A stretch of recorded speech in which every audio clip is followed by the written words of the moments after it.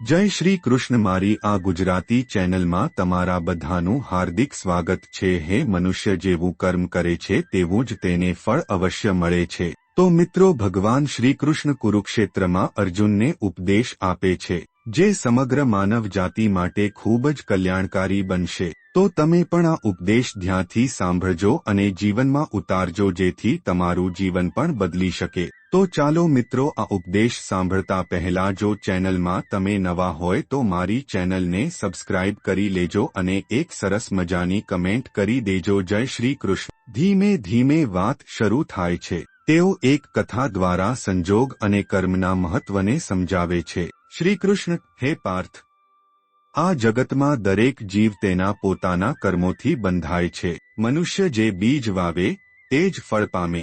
જેમ મીઠા બીજ મીઠા ફળ આપે છે અને કડવા બીજ કડવાશ લાવે છે, તેમ સદ્ગુણો માનવીને ઉચ્ચ અવસ્થાએ લઈ જાય છે, જ્યારે પાપ એને નીચલા જન્મમાં ઠેલે છે। પછી ભગવાન શ્રીકૃષ્ણને અર્જુને કહ્યું, પ્રભુ, કયા પાપ એવા છે કે જેના કારણે મનુષ્ય પશુ જન્મ પામે? પછી શ્રીકૃષ્ણ કહે છે કે, હે કૌરવ વિરોધી, તે પાપો અનેક છે। જે વ્યક્તિ મિથ્યાભાષણ કરે, છેતરપિંડી કરે, પરધનનો તૃષ્ણી બને, માતા પિતાનું અપમાન કરે, ભૂતકાળના સંસ્કારોને અવગણે અને ઈશ્વર ધર્મ પ્રત્યે અવિશ્વાસ રાખે, તે આગામી જન્મમાં પશુરૂપે જન્મે છે। આજ હું તને એક કથા કહું છું, જે તને આ સિદ્ધાંતના અર્થને સ્પષ્ટ કરશે। એક ગામમાં સેતુજી નામનો એક ધનવાન વ્યાપારી રહેતો। તે બુદ્ધિશાળી હતો, પણ એ સાથે દગાબાજ, સ્વાર્થી અને લોભી પણ હતો। ગરીબોને અપમાન કરતો, પોતાના ધંધામાં છેતરપિંડી કરતો અને ધર્મની હાંસી ઉડાવતો। કોઈ ભિખારી પાસે ભોજન માંગતો ત્યારે એ તેને ધક્કો મારી ભગાવી દેતો।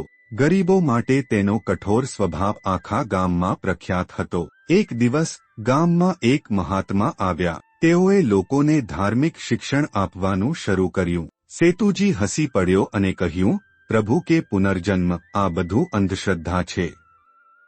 હું ધનવાન છું અને મારે આ બધાની જરૂર નથી। પછી આગળ શ્રીકૃષ્ણ કહે છે કે, હે પાર્થ, સેતુજી જેવો માણસ જ્યારે ધર્મને અવગણે છે અને પોતાની શક્તિને સર્વોચ્ચ માને છે, ત્યારે તેનું પતન નિશ્ચિત છે। તે ભલે આજ શાસક હોય, પણ ભૂતકાળના કર્મોને ભોગવ્યા વિના રહેવાનો અધિકાર કોઈને નથી। એક રાત્રે સેતુજી સૂતો હતો।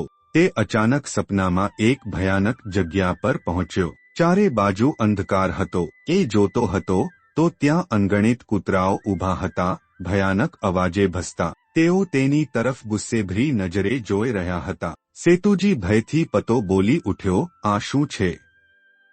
હું અહીં કેમ આવ્યો છું? ત્યારે જ આકાશમાંથી અવાજ આવ્યો, તારા પાપોના પરિણામે હવે તું કૂતરા તરીકે જન્મ લેશે।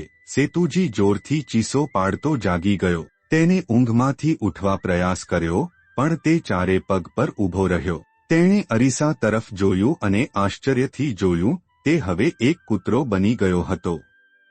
સેતુજીની સમૃદ્ધિ હવે નિષ્ફળ થઈ ગઈ હતી। તે હવે ગંદી ગલીઓમાં ફરતો, પણ કોઈએ તેને ઓળખ્યો નહીં। જે નોકરો કદી એની આજ્ઞા કરતા, તેઓ હવે પથ્થર મારી ભગાવતા। જેણે ગરીબોને ધિક્કાર્યા હતા, તેને હવે ભીખ માટે મોં ઉઘાડવું પડતું હતું। એક દિવસ ભૂખ્યામપણે તે પોતાની જ હવેલી આગળ ગયો। તેની પત્ની બહાર ઊભી હતી। તે પ્રેમથી આગળ વધ્યો, પણ ગંદુ કૂતરું સમજીને લાકડી ઉઠાવી હાંકી દઈ। પછી આગળ અર્જુન કહે છે કે, પ્રભુ, સેતુજી માટે તો આ અસહ્ય દંડ છે।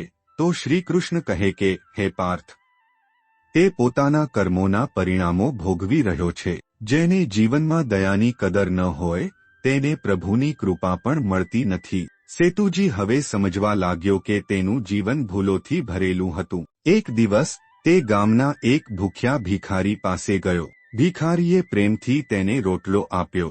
તે કૂદકીને ખાવા માંડ્યો। એ વખતે એક વાણી ગુંજી, જે દયા કરે છે તે દેવતા બની શકે, પણ જે ઘમંડ કરે છે તે દોષી બને। સેતુજી એથી પ્રભાવિત થયો। હવે તે ગામમાં રાત્રે પહેરો આપતો, ઘરમાં ચોરી થતી અટકાવતો અને ગામલોકોની સેવા કરતો। જ્યારે એક નાનકડી બાળકી કૂવામાં પડી, ત્યારે તેણે જોરથી ભસીને ગામને જાગૃત કર્યું. એક રાત્રે જ્યારે તે ભિખારી પાસે સૂતો હતો, એક અજાણી પ્રકાશમય શક્તિ તેના પર વરસી. એ તરત જ ઊંચો ઉઠતો ગયો અને તે ફરીથી માણસ બની ગયો.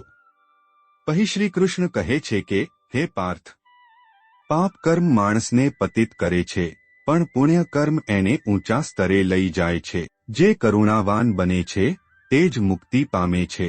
સેતુજી હવે પવિત્ર જીવન જીવવા લાગ્યો. ગરીબોની મદદ કરવી, સત્ય બોલવું અને દયાળુ બનવું તેનું ધ્યેય બની ગયું. આગળ અર્જુન કહે છે કે, હે પ્રભુ, એટલે કે પાપ માટે દંડ છે, પણ પ્રાયશ્ચિત્ત માટે માર્ગ પણ છે. ત્યારે શ્રીકૃષ્ણ કહે છે કે, હા પાર્થ, ઈશ્વર સજા કરે છે, પણ તપસ્યા કરનારને મોક્ષ પણ આપે છે. જે કર્મનું ફળ ભોગવે છે તે જ સત્યને જાણે છે. આ પ્રેરણાદાયક કથા દ્વારા શ્રીકૃષ્ણ અર્જુનને સમજાવે છે કે પાપ મનુષ્યને નીચા જન્મમાં ધકેલી શકે છે, પણ પવિત્રતા અને સંસ્કાર તેને મુક્તિ સુધી લઈ જાય છે. જીવનમાં જે સદકર્મોનું પાલન કરે છે તે કદી દુઃખ પામતો નથી.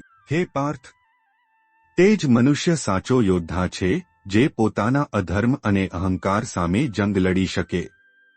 તેથી જ મિત્રો કહે છે કે જે ખરાબ કરે છે તેની સાથે ખરાબ જ થાય છે, સારું અને ભલાઈ કરે છે તેની સાથે હંમેશા સારું થાય છે. કર્મનો હિસાબ આજ નહીં તો કાલ થાય જ છે. જે જેવું કર્મ કરે છે તેને તેવું જ ફળ મળે છે, પછી તે રાજા હોય કે ગરીબ. મિત્રો, દુરાચારી કંસને માર્યા પછી ભગવાન શ્રીકૃષ્ણ પોતાના માતા પિતા દેવકી અને વાસુદેવ જે કંસની જેલમાં બંધ હતા તેને મુક્ત કરાવવા માટે ગયા. ત્યારે માતા દેવકી એ શ્રીકૃષ્ણને પૂછ્યું કે, હે શ્રીકૃષ્ણ, તું સ્વયં નારાયણ છો, તું ભગવાન છો, છતાં પણ કંસને મારવામાં અને અમને મુક્ત કરાવવામાં 14 વર્ષ સુધી રાહ કેમ જોવડાવી? અમને આટલું કષ્ટ કેમ આપ્યું? ત્યારે શ્રીકૃષ્ણએ હસતા હસતા જવાબ આપ્યો કે, હે માતા, તમે મને ગયા જન્મમાં 14 વર્ષ માટે વનમાં કેમ મોકલ્યો હતો? કયા કારણથી? અમારાથી શું ભૂલ થઈ હતી? માતા દેવકી એ કહ્યું કે તું મને એવું કેમ કહે છે કે મેં તને વનમાં મોકલ્યો હતો? આ અશક્ય છે, આ ખોટું છે. ત્યારે ભગવાન શ્રીકૃષ્ણ કહે છે કે માતા, તમે ભૂલી ગયા છો, ગયા જન્મમાં તમે માતા કૈકેયી અને વાસુદેવ દશરથ હતા. દેવકી વિચારતી રહી ગઈ અને જાણવાની ઈચ્છાથી પૂછ્યું કે તો આ જન્મમાં માતા કૌશલ્યા કોણ છે? શ્રી કૃષ્ણએ જવાબ આપ્યો કે માતા યશોદા. કર્મનો પ્રભાવ કોઈને પણ છોડતો નથી, સ્વયં ભગવાન પણ તેનાથી બચી શકતા નથી. આપણે આપણા જીવનમાં શું પ્રાપ્ત કર્યું છે મહત્વનું નથી, આપણા કર્મ કેવા છે તે મહત્વપૂર્ણ છે. બધા જ મનુષ્યને પોતાના કર્મના હિસાબ પ્રમાણે જ ફળની પ્રાપ્તિ થાય છે. જુઓ, કર્મનો નિયમ કેટલો ચોખ્ખો છે. દરરોજ મુક્તિ જ તેનો ઉપાય છે. ભગવાન શ્રીકૃષ્ણએ કહ્યું કે મેં મારા કર્મનું ફળ જ ભોગવ્યું છે, તમે તમારા કર્મનું ફળ ભોગવ્યું છે. ઘણા લોકોના મનમાં એ પ્રશ્નો હોય છે કે શું કર્મનું ફળ આ જન્મમાં જ મળે છે કે આવતા જન્મમાં મળે છે? આપણે જે કર્મ કરીએ છીએ તેમાંથી થોડાક કર્મનું ફળ તરત જ મળે છે અને થોડાક કર્મોનું ફળ આવતા જન્મમાં મળે છે. થોડાક કર્મોનું ફળ લાંબા સમય સુધી મળ્યા કરે છે. જેવી રીતે તમે કોઈ ભૂખ્યાને ભોજન કરાવ્યું તો તમને તરત ખુશી મળે છે. તે ખુશી તમને તરત મળી અને તે પુણ્ય આવતા જન્મમાં જમા થયું. હવે તે કર્મનું ફળ પહેલા તો ખુશીના રૂપમાં મળ્યું, બીજું ત્યારે મળશે જ્યારે તમારું પુણ્ય કર્મ પ્રગટ થશે. તે ફળ કેવું હશે તે કોઈ જાણતું નથી. આવી જ રીતે જો તમે ચોરી કરી છે તો તેની સજા તરત મળે છે, અથવા તો મનને દૂષિત કરે છે, મનમાં ડર લાગે છે, તે ફળ તરત મળ્યું છે.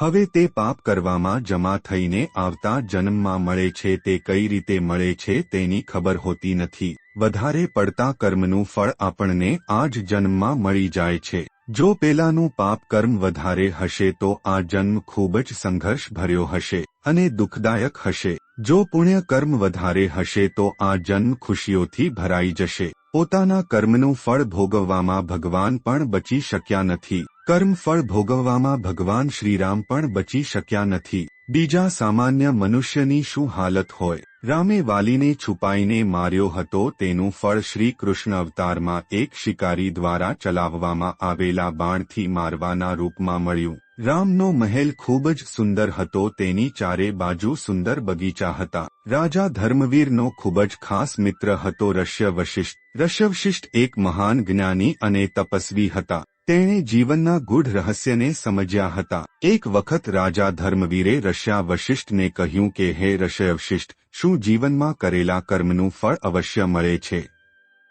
ઋષ્યવશિષ્ઠએ હસતા હસતા કહ્યું કે હે રાજા, કર્મનું ફળ અવશ્ય મળે છે. આ પ્રકૃતિનો અટલ નિયમ છે. જે જેવું બીજ વાવે છે તેવું જ ફળ મળે છે. તો મિત્રો, આશા છે કે તમને આજનો વિડિયો જરૂર ગમ્યો હશે. તો કોમેન્ટમાં જય શ્રી કૃષ્ણ જરૂર લખજો. આવા જ વિડિયો જોવા માટે મારી ચેનલને સબસ્ક્રાઇબ કરજો અને લાઇક કરજો, તેમજ વધારેમાં વધારે લોકોને શેર કરજો. મારો આ વિડિયો પૂરેપૂરો જોવા માટે તમારો ખૂબ ખૂબ આભાર. ફરીથી મળીશું મિત્રો આવા જ વિડિયો સાથે. ત્યાં સુધી તમારું ધ્યાન રાખજો, હસતા રહેજો અને હંમેશા ખુશ રહેજો. ક્યારેક તમારા માટે તો ક્યારેક તમારા પરિવાર માટે.